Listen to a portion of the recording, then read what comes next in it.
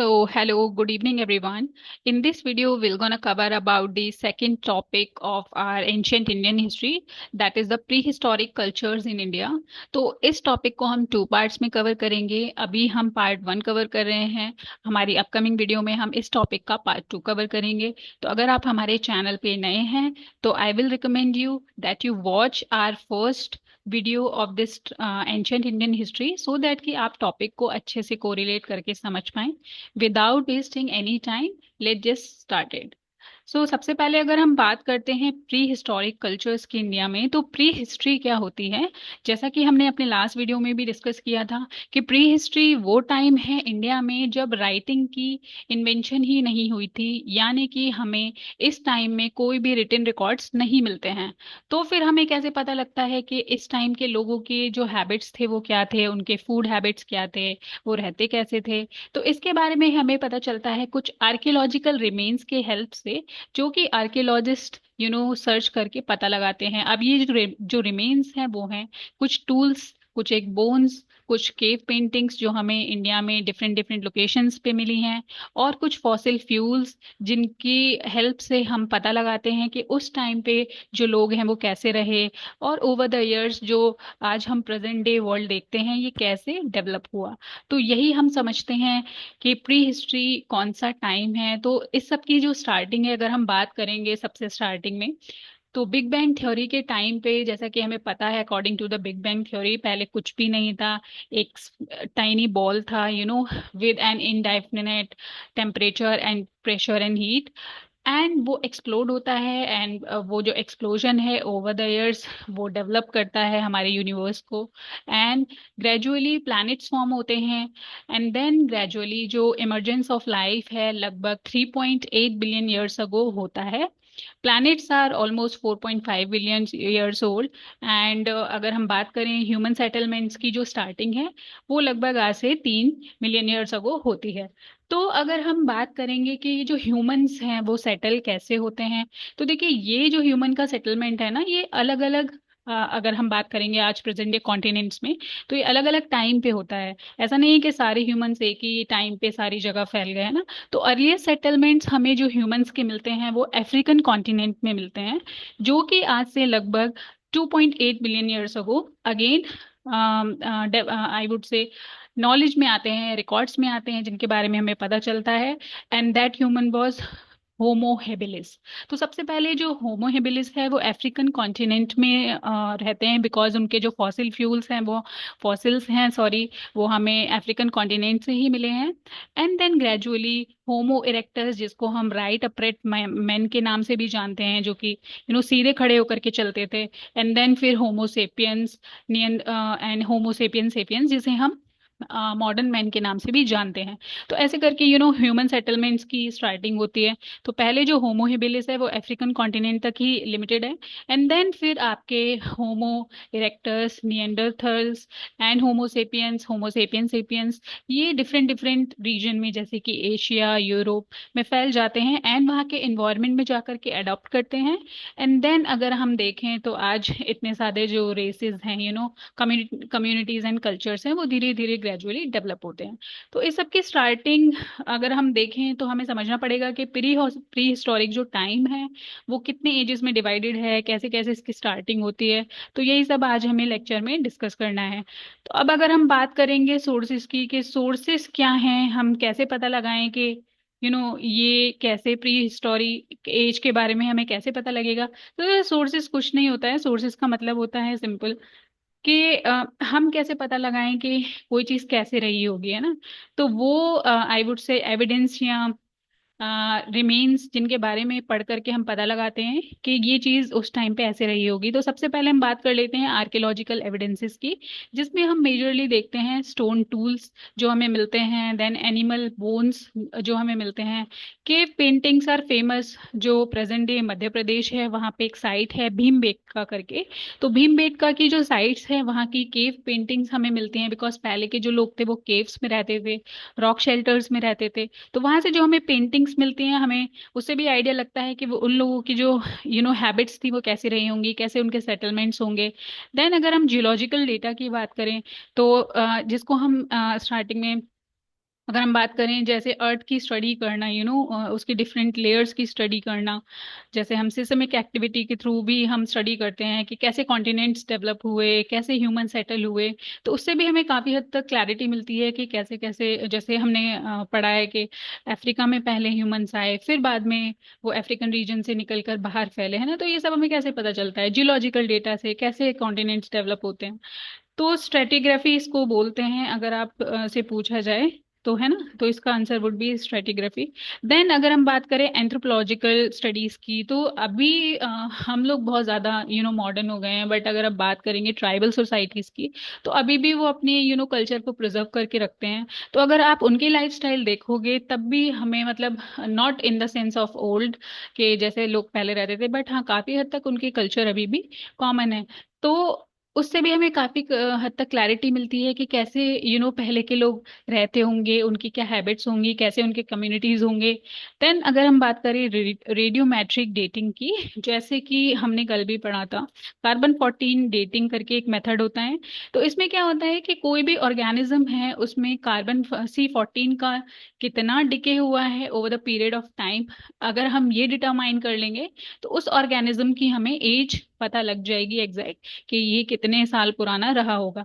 तो ऐसे करके जो है हम पता लगाते हैं कि कैसे करके हमारे जो हिस्टोरिक टाइम में लोग थे वो डेवलप होते हैं, कम्युनिटीज डेवलप होती हैं। इसको अभी हम और भी अच्छे से समझेंगे। तो आज जो पार्ट 1 है इसमें हम मेजरली कवर करेंगे स्टोन एज को।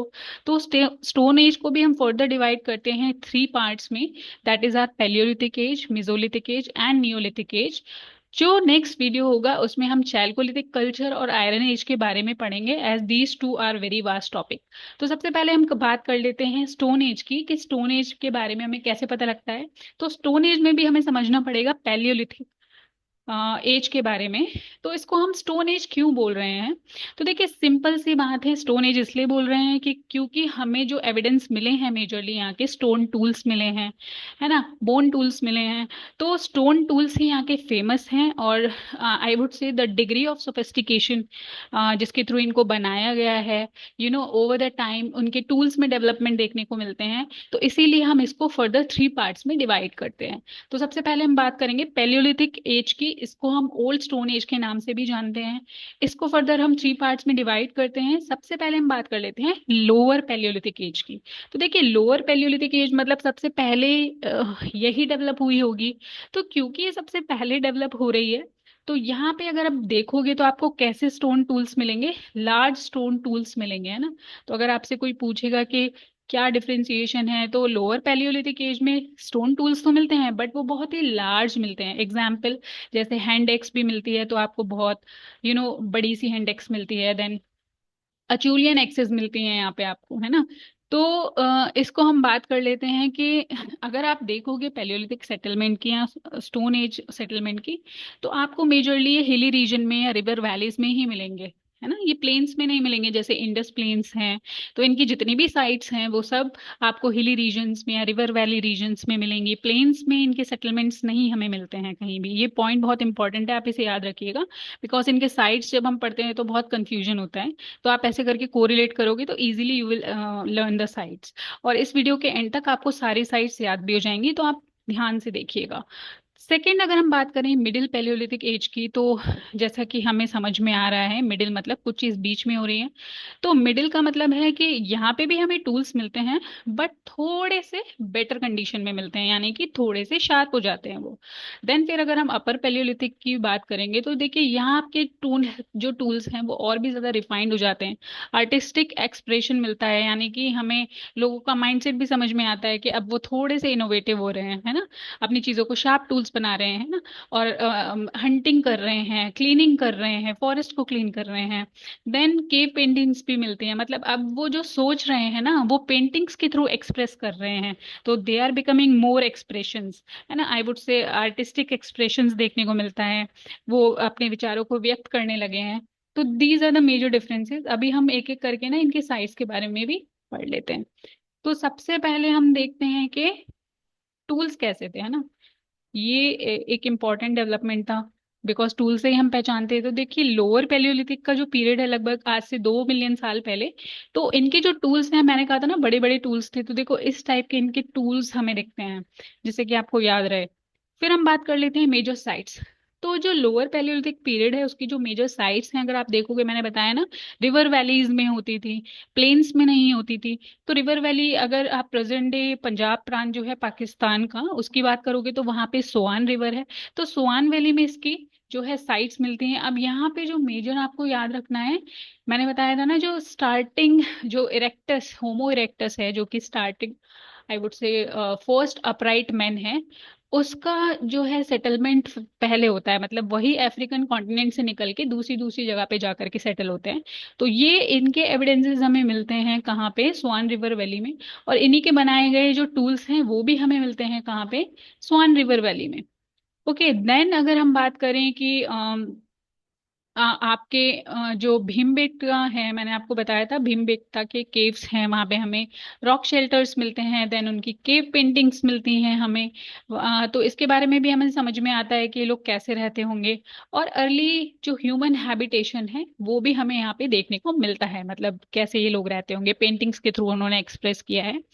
तो आपको एक पॉइंट भी यहाँ पे याद रखना है कि अगर क्वेश्चन आता है कि आपको जितने भी पैलियोलिथिक रीजन के साइट्स हैं, तो वहाँ पे जो सबसे पहले जो एविडेंस हैं हमें अर्ली मैन के मिलते हैं, तो वो कौन है, वो होमो इरेक्टस है। ठीक है, होमो इरेक्टस है ना, निएंडरथ्रॉल है, ना ही होमो हेबिलिस है, ना ही होमो सेपियंस सेपियंस है। तो आपको ये बहुत इंपॉर्टेंट पॉइंट है, हमेशा याद रखिएगा।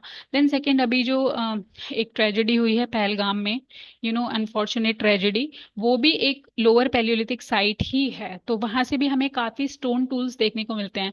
और अगर आप सदर्न इंडिया में जाते हो तो फिर अतिरपक्कम में, Tamil Nadu, that is in present day Tamil Nadu, यहाँ पे भी आपको उनके ह्यूमन हैबिटेशन के बारे में देखने को मिलता है, उनके साइट्स के बारे में देखने को मिलता है, टूल्स के बारे में देखने को मिलता है। तो these are the lower palaeolithic region का आई वुड से साइट्स। अब हम बात कर लेते हैं मिडिल पैलियोलिथिक पीरियड की। तो देखो मिडिल पैलियोलिथिक में आते आते टूल्स अभी भी ये स्टोन के ही यूज कर रहे हैं, कोई मेटल नहीं है। ये इसको स्टोन एज ही बोला इसलिए जा रहा है क्योंकि यहाँ पे स्टोन के टूल्स यूज किए जा रहे हैं। बट आप देखो इनके जो एजेस हैं ना, वो थोड़े थोड़े शार्प होते चले जा रहे हैं, है ना। तो अभी क्योंकि ये शार्प हैं तो इजीली ये हंटिंग कर सकते हैं, इजीली कुछ भी छील सकते हैं। तो इसको हम बोलते हैं फ्लेक टूल्स। क्या बोलेंगे हम इनको, फ्लेक टूल्स। तो अगर आप डिफरेंशिएट करना होगा तो लार्ज टूल्स कब के थे, लोअर पैलियोलिथिक के। और मिडिल पैलियोलिथिक में जो टूल्स बन रहे हैं वो कैसे बन रहे हैं, फ्लेक टूल्स बन रहे हैं। ठीक है, फ्लेक मतलब इनके एजेस पे these are kind of flakes. ठीक है। तो अगर आप देखोगे मेजर टूल्स ये कहाँ से मिलते हैं, तो बेलान वैली जो कि उत्तर प्रदेश में है, ये बहुत इंपॉर्टेंट है। देन चिरकी निवासा, ये कहाँ है, जो प्रेजेंट डे महाराष्ट्र है। तो यहाँ से हमें मिडिल पैलियोलिथिक रीजन के जो है टूल्स मिलते हैं। अब नेक्स्ट हम बात कर लेते हैं अपर पैलियोलिथिक पीरियड की। तो क्योंकि अपर पैलियोलिथिक पीरियड में आते आते ये आर्टिस्टिक नेचर के हो गए थे, है ना, तो ऐसे करके ना केव्स पे जो ये गुफाएं हैं यहाँ पे अपनी पेंटिंग्स बनाते थे, इनको ही हम केव पेंटिंग्स बोलते हैं। तो भीमबेटका के जो केव पेंटिंग्स हैं those are very famous. And अगर आप इनके टूल्स को देखोगे तो देखो ये पत्थर और लकड़ी के हेल्प से टूल्स बना रहे हैं अभी, है ना। They are more I would say innovative in terms of making tools. तो ये मेजर डेवलपमेंट आपने देखा, सबसे पहले मोटे टूल्स, फिर थोड़े फ्लेक टूल्स, और अभी तो इनके टूल्स एकदम अच्छे एडवांस टाइप के, थोड़े थोड़े एडवांस लग रहे हैं। तो अभी ये नियोलिथिक में आते आते और भी एडवांस हो जाएंगे, है ना। These are the major sites. जैसे कि मैंने आपको बताया था रिवर वैलीज में फैले हुए थे। तो this is present day Punjab Pakistan, तो यहाँ पे आपको मिलती है Soan river valley. Then Didwana Rajasthan, ये भी लोअर पैलियोलिथिक पैलियोलिथिक रीजन की साइट्स हैं। देन भीमबेटका आदमगढ़ मध्य प्रदेश में, अगेन पैलियोलिथिक पीरियड की साइट्स हैं, middle palaeolithic. Then Belan valley in UP, है ना, ये भी आपके अपर पैलियोलिथिक रीजन की साइट है। फिर चिरकी निवासा, बोरी, ये आपके महाराष्ट्र में, हुंगसी जो है कर्नाटक में, कुरनूल आपके कुरनूल और नागर अर्जुन कोंडा रेणुगुंटा, ये सब आपके आंध्र प्रदेश में। अतिरपक्कम ये हमने अभी देखा तमिलनाडु में। These are the major sites of palaeolithic period. Now we will see the features. तो जैसे कि मैंने आपको बताया कि क्योंकि स्टार्टिंग में इनके पास लिमिटेड टूल्स हैं, तो अभी भी ये जो है इनकी जो लाइफ स्टाइल है वो नोमैडिक है। नोमैडिक मतलब जहाँ पे शिकार मिलेगा वहां पे जाएंगे, मतलब ये सेटल होके नहीं रह रहे हैं, परमानेंट सेटलमेंट नहीं है इनके पास। जाते हैं, शिकार करते हैं, जहां पे भी इनको खाने को मिलता है वहां रुकते हैं, and then they start gathering. ठीक है, तो हंटर्स गैदरर्स इनको हम बोलते हैं। तो मतलब एक जो लेमन टर्म है इनके लिए, आप बोलोगे हंटर्स और गैदरर्स थे। तो इनका जो फोकस है मेजरली अभी वो सर्वाइवल पे है, हंटिंग और फोर्जिंग। दूसरा, इनका कोई परमानेंट सेटलमेंट नहीं है। आप याद रखना, ये घरों में नहीं रह रहे हैं अभी, है ना। जैसे कि पेंडिंग्स में रह रहे हैं, रॉक शेल्टर्स में रह रहे हैं, है ना। कोई इनके घर नहीं है, ना मिट्टी के हैं, ना घास फूस के हैं। अभी ये रॉक शेल्टर्स में रह रहे हैं। दूसरा, ये रफ स्टोन टूल्स यूज कर रहे हैं अभी। जो इनके स्टोन स्टोन टूल्स है ना, वो रफ है। आपने देखा पीछे, वो रफ है, मतलब पॉलिश्ड नहीं है। बहुत ज्यादा पॉलिश टूल्स नहीं है इनके। एक्सेस हैं, स्क्रेपर्स हैं, क्लीवर्स हैं, जो भी हैं वो सब रफ ही हैं। ठीक है। Then second will gonna cover about this mesolithic age. अब देखो, मिजोलिथिक एज के आते आते इसको हम बोलते हैं, ये इसकी स्टार्टिंग होती है जब आइस एज का एंड होने लगा, है ना। तो इसको हम प्लीस्टोसीन एरा बोलते हैं, लगभग आज से 2.8 मिलियन ईयर्स अगो। तो प्लीस्टोसीन एरा में जो आइस एज है वो एंड होने लग जाता है, और मेसोलिथिक एज की स्टार्टिंग होती है। ठीक है, तो अब अगर हम देखेंगे यहाँ पे, तो it is the transitional phase between Palaeolithic and Neolithic. तो इसको हम ट्रांजिशन बोल सकते हैं कि एक मतलब पैलियोलिथिक से नियोलिथिक के आने के लिए एक वे फॉरवर्ड है, मतलब एक पाथ तैयार करता है। तो इसीलिए हम इसको ट्रांजिशनल फेज बोलते हैं। दूसरा, क्योंकि ये आइस एज के एंड में हो रहा है, तो अभी जो ग्लेशियर्स हैं वो पिघलने लग जाएंगे, है ना। तो ग्लेशियर्स जब पिघलेंगे तो क्या डेवलप होगा? ग्रासलैंड्स डेवलप होंगे। और जब ग्रासलैंड्स डेवलप होंगे तो फिर एनिमल्स भी तो बढ़ेंगे ना, एनिमल्स में भी इंक्रीज होगा। तो यहाँ पे क्योंकि एनिमल्स इंक्रीज हो रहे हैं, तो अभी ये क्या कर रहे हैं, उनकी हंटिंग गैदरिंग पैटर्न इनका अभी भी कॉन्टिन्यूड है, बट अभी उसको वो पाल भी रहे हैं, मतलब डोमेस्टिकेशन ऑफ एनिमल्स भी हो रहे हैं। तो दूसरा ये है कि अर्ली फॉर्म्स ऑफ एग्रीकल्चर, जिसको हम बोलते हैं प्रिमिटिव एग्रीकल्चर, की जो स्टार्टिंग है वो मेसोलिथिक एज से ही होती है। ठीक है, तो प्रिमिटिव एग्रीकल्चर कहाँ से देखने को मिलता है? अगेन मेसोलिथिक एज से। दूसरा, डोमेस्टिकेशन कहाँ से देखने को मिलता है? अगेन मेसोलिथिक एज से। फिर अगर आप उनके टूल्स को देखोगे ना, इनको हम बोलते हैं माइक्रोलिथ्स। तो अगेन ये बहुत इंपॉर्टेंट क्वेश्चन आता है कि जो माइक्रोलिथ्स हैं वो किस एज में देखने को मिलते हैं। तो मेसोलिथिक एज में आपको माइक्रोलिथ्स देखने को मिलते हैं। यूजुअली ये बहुत टाइनी, मतलब बहुत छोटे छोटे टूल्स हैं, शार्प स्टोन टूल्स हैं। I would say less than 5 centimetres, not more than that. तो इतने ही छोटे छोटे टूल्स को ये यूज करते हैं, इसीलिए हम इनको क्या बोलते हैं? माइक्रोलिथ्स बोलते हैं। अब अगर इनके मेजर साइट्स की बात करें, तो बागौर राजस्थान में, देन दमदमा महाराष्ट्र में, लखनऊ गुजरात में, these are the famous sites. Next हम देखते हैं कि अगर आपको और भी अच्छे से साइट्स पढ़ना है, तो आप प्लीज जूम करके अपनी स्क्रीन पे ये देख लीजिएगा। जैसे मैं यहाँ पे कुछ एक साइट्स को हाईलाइट कर देती हूँ, है ना। तो सबसे पहले आप देखो, सराय नहर राय, ये यूपी में है। देन दमदमा ये भी अगेन यूपी में है। महादा ये भी यूपी में है। फिर आपके यहाँ पे आप देखोगे, यहाँ पे आ जाते हैं हम, तिलवारा ये राजस्थान में है। These are few famous sites, है ना। एंड आप यहाँ पे देख सकते हो, बिरबहानपुर ये वेस्ट बंगाल में है। पैसरा बिहार में है। These are few famous sites. तो आप चाहो तो अपने कॉपी में नोट कर सकते हो। भीमबेटका ये अगेन मध्य प्रदेश में है, एंड और कुछ फेमस साइट्स यहाँ पे अगर आप आओगे, तो दीज आर मतलब मोर देन सफिशिएंट। आप इतना भी करोगे तो आपको एक ना एक एग्जाम में देखने को मिल जाएगी। चलो आगे बढ़ते हैं। दूसरा, अगर हम बात करते हैं कैरेक्टरिस्टिक्स की, तो ये हमने अभी डिस्कस किया ही है। कि देखिए, सबसे पहले तो ये है कि कैरेक्टरिस्टिक्स में अगर आप देखोगे, तो मैंने बताया कि आइस एज का एंड होने लग गया था, है ना, तब ये एज जो है डेवलप हो रही है। तो यहाँ पे क्लाइमेट चेंज तो हो ही रहा है, और क्योंकि क्लाइमेट चेंज हो रहा है, तो एनिमल्स ज्यादा हो रहे हैं, तो इसीलिए ये क्या कर रहे हैं, खा भी रहे हैं, तो इनको पाल भी रहे हैं। दूसरा, जो प्लांट्स है ना, प्लांट्स को ये फूड्स की तरह यूज कर रहे हैं अभी, है ना। क्योंकि प्लांट्स ग्रो हो रहे हैं, ग्रास ग्रो हो रही है, डिफरेंट डिफरेंट टाइप के I would say cereals grow हो रहे हैं। तो ये उनको अभी स्टार्टिंग हो रही है एग्रीकल्चर की। अभी इन्हें पूरा नॉलेज नहीं है, बट हाँ ये खेती करना स्टार्ट कर रहे हैं। दूसरा, माइक्रोलिथ टूल्स, मतलब स्मॉल फाइनरी वर्क, ये हमने डिस्कस किया। स्टोन ब्लेड्स डेवलप हो रहे हैं। देन सेमी परमानेंट सेटलमेंट, तो अभी भी ये रॉक शेल्टर्स में ही रहे हैं। ठीक है, और आई वुड से इनका परमानेंट सेटलमेंट नहीं है, बट हाँ ये घास के घर बना करके उसमें रह रहे हैं। तो हम बोल सकते हैं सेमी परमानेंट सेटलमेंट है, with evidence of hunting and gathering of wild resources. मतलब hunting gathering rearing pattern continued है, बट कभी जैसे जहाँ पे कहीं पे एनिमल्स आ गए, बारिश का इनको पैटर्न पता लग गया तो वहां पे रुक गए, फिर दूसरी जगह जाके शिफ्ट हो गए। नेक्स्ट कल्चरल डेवलपमेंट में अगर हम बात करेंगे तो माइक्रोलिथ्स, माइक्रोलिथ्स वो स्मॉल टूल्स होते हैं जिनका ये हंटिंग के लिए यूज करते थे। Then second, increase in fishing, अब ये फिशिंग भी करने लग गए हैं, हंटिंग तो कंटिन्यूड है ही बट फिशिंग को भी कर रहे हैं। नेक्स्ट अगर हम बात करें तो neolithic age, again neolithic age एक बहुत ही बड़ा आई वुड से ट्रांजिशन है, ट्रांजिशन नहीं कहेंगे हम, एक अर्ली डेवलपमेंट है जो हमारा आज प्रेजेंट डे मॉडर्न वर्ल्ड है उसकी स्टार्टिंग हो रही है यहाँ से। तो सबसे पहले यहाँ पे आप सेटल्ड लाइफ के फीचर्स आपको देखने को मिल जाएंगे, मतलब लोग प्रॉपर घर बना करके रहते हैं। ठीक है, दूसरा यहाँ पे एग्रीकल्चर की स्टार्टिंग हो गई है, बट अभी हमने देखा कि एग्रीकल्चर तो मेसोलिथिक पीरियड में भी हो रहा था।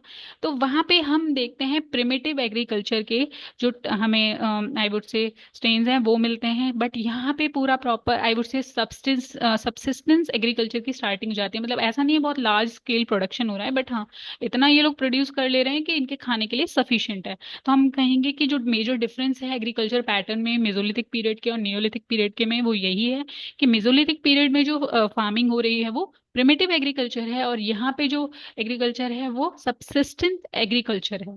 दूसरा अगर आप इनके टूल्स को देखोगे तो अगेन टूल्स में जो डेवलपमेंट हो रहा है वो बहुत ही ज्यादा पॉलिश्ड स्टोन टूल्स हैं। इनके कैसे टूल्स हैं? पॉलिश्ड स्टोन टूल्स हैं। दूसरा यहाँ पे कम्युनिटी लिविंग हो रही है, अर्ली विलेजेस के पैटर्न आपको देखने को मिलेंगे। अभी हम देखेंगे जैसे जम्मू कश्मीर में बहुत ज्यादा पिट ड्वेलिंग करके बहुत ब्यूटीफुल से हाउस ये लोग बना के उसमें अंदर रहते थे। देन एनिमल्स का डोमेस्टिकेशन तो हो ही रहा है, मतलब मेसोलिथिक पीरियड में इसकी स्टार्टिंग हो गई थी, यहाँ पे प्रॉपर ये लोग एनिमल रीडिंग कर रहे हैं। दूसरा कल्चरल डेवलपमेंट, अब यहाँ पे क्या होता है, यहाँ पे जो सबसे बड़ा जो इन्वेंशन है वो व्हील का है, मतलब पॉटर्स व्हील का इन्वेंशन हो जाता है, तो ये पॉटरी भी बनाते हैं, है ना। अब पॉटरी में अगर आप देखोगे तो पहले की जो अर्ली पॉटरी है वो हैंडमेड होती है, बट जो लेटर फेज है नियोलिथिक पीरियड का वहां की जो पॉटरी है वो व्हील के थ्रू बनती है, मतलब पॉटर्स व्हील का इन्वेंशन हो चुका है यहाँ पे। तो it kind of fast track the process of making the pottery. Then अगर आप देखोगे तो क्योंकि यहाँ पे एग्रीकल्चर हो रहा है तो उसको स्टोर करने के लिए भी तो कुछ चाहिए ना, तो उसी के लिए लोग क्या बना रहे हैं, पॉटरी बना रहे हैं। फिर खाना खाने के लिए भी कुछ चाहिए तो उसके लिए भी पॉटरी, मिट्टी के बर्तन काइंड ऑफ ये चीजें बना रहे हैं। दूसरा हाउस, अब देखो कच्चे पक्के घरों में रहते थे, दूसरा इनके रेक्टेंगुलर डिवेलिंग्स होते थे, मतलब चौकोर घरों में रहते थे, ये गोल घरों में नहीं रहते थे। ठीक है, ये कैसे घरों में रहते थे, ये चौकोर घरों में रहते थे। अब हम बात कर लेते हैं कुछ एक साइट्स की। तो आप देखो these are the major sites. तो ये पिट ड्वेलिंग हाउस हैं, ये बहुत ही फेमस है बुरज़ाहोम कश्मीर में प्रेजेंट डे। और यहाँ से क्वेश्चन भी आता है कि आपको जो पिट ड्वेलिंग सेटलमेंट्स हैं वो कहाँ पे देखने को मिलते हैं, तो आंसर वुड बी बुरज़ाहोम कश्मीर। दूसरा ये जो साइट है बुरज़ाहोम कश्मीर, ये कौन से पीरियड की साइट है, तो नियोलिथिक पीरियड की साइट है। ठीक है, दूसरा यहाँ पे देखो डोमेस्टिकेटेड डॉग्स का मतलब क्या है, आप इसे कैसे याद रख सकते हो कि ये जो एक काइंड ऑफ गड्ढा खोदते थे उसके ऊपर ये ऐसे करके घर बनाते थे, यहाँ पे होल है, स्मोक होल, फिर यहाँ पे लैडर है ना, रूफ को हैच करने के लिए, फिर इसके अंदर मतलब जिससे कि ये स्मोक निकलता रहे और ये काइंड ऑफ वार्म भी रहते थे विंटर्स में, ये जो घर हैं ऐसे करके दिखते थे। दूसरा जब यहाँ पे लोगों की डेथ हो जाती थी ना तो वो लोगों को जब बरी करते थे तो डॉग के साथ करते थे, तो यूजुअली ऐसा माना जाता है। तो यहाँ पे हमें एविडेंस मिलते हैं, a man buried with his dog, a master buried with his dog. तो यहाँ से भी क्वेश्चन आता है कि a man buried with his dog in which of the following location, तो answer would be Burzahom. Next Mehrgarh एक बहुत ही इंपॉर्टेंट साइट है, ये प्रेजेंट डे पंजाब पाकिस्तान में है। तो आप देख, सॉरी पंजाब पाकिस्तान में नहीं, बलूचिस्तान में है, माय बैड। तो मेहरगढ़ में आपको क्या देखने को मिलता है, earliest farming and herding. Herding मतलब अब यहाँ पे दो क्वेश्चन आते हैं। अभी हमने देखा था कि मेसोलिथिक पीरियड में डोमेस्टिकेशन की भी स्टार्टिंग हो चुकी है एनिमल के, और फार्मिंग की भी स्टार्टिंग हो चुकी है। तो अगर आपसे क्वेश्चन पूछा जाता है कि earliest evidence of Mesolithic period of domestication of animal, तो आपका आंसर क्या होगा, आदमगढ़ मध्य प्रदेश। तो आपका आंसर क्या होगा, आदमगढ़ मध्य प्रदेश। आप क्वेश्चन को ध्यान से सुनिएगा, अगर आपसे पूछा जाता है कि earliest evidence of domestication of animal in Mesolithic period, तो आपका आंसर होगा आदमगढ़ मध्य प्रदेश। बट अगर आपसे पूछा जाता है कि earliest evidence of farming and herding या domestication of animals in Indian subcontinent, तो आपका आंसर वुड बी मेहरगढ़। ठीक है, तो आपका आंसर क्या होगा, मेहरगढ़। तो अभी एक लेटेस्ट रिसर्च निकल करके आई है, जो लाहौर देव है, दैट इज इन यूपी। ठीक है, मैं यहाँ पे लिख देती हूँ, लाहौर देव, या लहुरा देव कहीं कहीं लिख के मिलेगा। ये है हमारे प्रेजेंट डे उत्तर प्रदेश में। तो यहाँ पे निकल के आ रहा है कि this is the latest, I would से, एग्रीकल्चर साइट है ना। बट अभी क्योंकि इस पे रिसर्च चल रही है तो we are not very sure कि ये सही है नहीं। बट हाँ, अब यहाँ से अगर क्वेश्चन आता है कि अर्लीस्ट एविडेंस, अगर आप इंडियन सब कॉन्टिनेंट में बात करोगे और ऑप्शन में लहुरा देव उत्तर प्रदेश दे रखा है, तो आपका आंसर लहुरा देव ही होगा। और अगर ये ऑप्शन में ही नहीं है तो आपका आंसर क्या होगा? मेहरगढ़ होगा। आई होप ये पॉइंट आपको क्लियर होगा। ये पॉइंट आप चाहो तो नोट भी कर सकते हो, दैट इज क्वाइट इंपॉर्टेंट। दूसरा फिर चिरांद, ये प्रेजेंट डे बिहार में है। कोल्डिवा अगेन उत्तर प्रदेश में है। यहाँ से भी हमें जो है राइस कल्टीवेशन के एविडेंस मिलते हैं।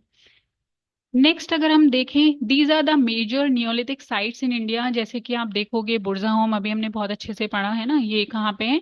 कश्मीर में है। फिर हम देखेंगे मेहरगढ़, ये जो बलूचिस्तान वाला रीजन है, यहाँ पे है ना। फिर सराय खोला है, कोल्डिवा ये यूपी में है, महागढ़ा ये भी यूपी में है, चिरान बिहार में है। और हाँ, इनके कुछ सेटलमेंट हमें नॉर्थ ईस्टर्न रीजन में भी देखने को मिलते हैं, जैसे कि डाउजोली हजिंग, ये बहुत फेमस साइट है असम की। देन दूसरी फेमस साइट असम की सारू तारू। फिर मारक डोला है। नेक्स्ट अगर आप नीचे आते हो तो यहाँ पे आपको मिलता है मस्की और हल्लूर, है ना। तो ये कहाँ पे है? कर्नाटका में है। फिर ब्रह्मगिरी भी आपको कर्नाटका में मिल जाता है। देन नागार्जुन कोंडा, ये हमने पहले भी पढ़ा था। कहाँ पढ़ा था हमने? मेसोलिथिक पीरियड में। ये भी कहाँ है? ये आपका आंध्र प्रदेश में है, उतनूर, है ना। Then Paiyampalli Tamil Nadu. So these are the major sites. तो हमने बहुत ही अच्छे से साइट्स को समझा, हमने इनके मेजर डिफरेंसेस को समझा। अब सिग्निफिकेंस क्या है ना। क्या ऐसा है, मतलब क्यों हम ये सब पढ़ते हैं? सॉरी। तो सबसे पहले तो वही बात जो मैं बताती हूँ कि देखिए, कोई भी चीज अगर आपको पढ़ना है तो मतलब इसलिए मत पढ़िएगा कि हम रट लें किसी चीज को, तो रटने से कोई फायदा नहीं है, आई वुड से। बट आप कोई चीज इसलिए पढ़ो जिससे कि आपको वो आगे भी काम दे, मतलब नॉलेज के लिए या एग्जाम क्रैक करने के लिए। तो सबसे पहले अगर मैं आपसे दो क्वेश्चन पूछूं कि हिस्ट्री क्यों पढ़ते हैं, हमने लास्ट क्वेश्चन में भी डिफरेंस किया था। तो it helps us to learn from our past mistakes, और कैसे हमने कोई चीज कितनी मेहनत से हासिल की, तो कैसे उसको हमें कंटिन्यू करना है, इसके लिए भी हेल्प मिलती है। दूसरा अगर हम बात करें तो इन एजेस से हमें क्या समझ में आता है कि कैसे मेजर जो आई वुड से डेवलपमेंट है स्टोन टूल से लेकर के आयरन एज तक का। बिकॉज आने वाले लेक्चर्स में हम आयरन एज भी पढ़ेंगे और चैल्कोलिथिक एज भी पढ़ेंगे, क्योंकि अभी तक तो हमने स्टोन के बारे में ही पढ़ा है, स्टोन टूल्स के बारे में ही पढ़ा है। तो ये कैसा रीजन रहा होगा, स्टोन टूल से लेके आयरन की डिस्कवरी तक कैसे कैसे लोग मतलब स्ट्रगल करते हैं, कैसे यहाँ डेवलपमेंट हो रहा है। ठीक है। फिर ह्यूमंस कैसे अडेप्ट करते हैं, जैसे कि मैंने बताया कि इनिशियली तो सारे ह्यूमंस अफ्रीकन रीजन में ही थे, है ना। फिर धीरे धीरे ग्रेजुअली वो एशियन रीजन में और आगे चल के फैलने लगे। तो कैसे इन लोगों ने मतलब आगे चल के ये अडेप्ट करते हैं इन्वायरमेंट के साथ, एंड देन ये अपना सर्वाइवल कैसे करते हैं। फिर इनकी सोसाइटल ऑर्गेनाइजेशन, जैसे हमने देखा कि इनिशियली तो इसमें रहते थे रॉक शेल्टर्स में, फिर कम्युनिटी बेस्ड विलेज में रहने लगे, फिर एक सोसाइटल ऑर्गेनाइजेशन की डेवलपमेंट होती है। फिर दूसरा कल्चर रिवॉल्यूशन के बारे में भी तो हमें समझ में आता है कि प्री हिस्टोरिक टाइम का कल्चर कैसा था। हंटर गैदरर्स थे, है ना, कोई परमानेंट सेटलमेंट नहीं था उनका। धीरे धीरे फिर वो विलेजेस में कन्वर्ट होते हैं, फिर धीरे धीरे अर्बनाइजेशन की स्टार्टिंग होती है। तो this is cultural revolution. Next फिर ट्रांजिशन कैसे होता है हंटिंग गैदरिंग से लेके एग्रीकल्चर लेड डेवलपमेंट का। तो ये बहुत अच्छा एग्जाम्पल है कि हम अगर चाहें तो with our innovation skill set हम क्या क्या नहीं कर सकते हैं। नेक्स्ट फिर इससे अगर हम बात करें तो इससे बिगनिंग भी होती है एक सेटल सिविलाइजेशन की इंडिया में, है ना। आगे चल के अभी हम पढ़ेंगे बहुत सारे सिविलाइजेशन हैं। नेक्स्ट इससे हमें ये भी समझ में आता है कि कितना क्रूशियल है डेवलपमेंट को समझना, कि डेवलपमेंट ओवर द मतलब ऐसा नहीं है कि ओवरनाइट हो जाएगा, इसके लिए टाइम लगता है। तो किसी भी चीज़ को सीखने के लिए टाइम की और पेशेंस की बहुत रिक्वायरमेंट होती है। तो आई होप कि आप वीडियो लेक्चर्स देखते रहेंगे पेशेंटली एंड सीखते रहेंगे। So this is it for this video. And अभी इसका पार्ट 2 बाकी है जो कि हम नेक्स्ट वीडियो में कवर करेंगे। And till the time, stay connected to us, and thank you so much. Thank you for your time.